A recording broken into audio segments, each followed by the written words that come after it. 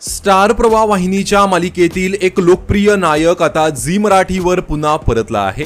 Star प्रवाह वाहिनीच्या मुरंबा मालिकेने काहीच दिवसांपूर्वी प्रेक्षकांचा निरोप घेतला।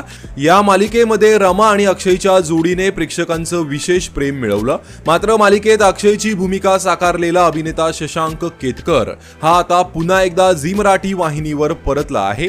शशांक आता झी मराठी वाहिनीच्या कमळी मालिकेमध्ये दमदार एंट्री घेत आहे।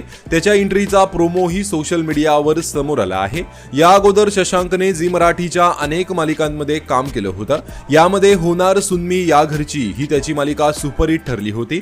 त्यानंतर पाहिले ना मी तुला या मालिकेतही तो झळकला होता। त्यानंतर तो स्टार प्रवाहाच्या मुरंबा मालिकेत आला होता। मात्र आता पुन्हा एकदा शशांक हा झी मराठीवर परतला असून आता तो कमळी मालिकेमध्ये महत्त्वपूर्ण भूमिका साकारणार आहे।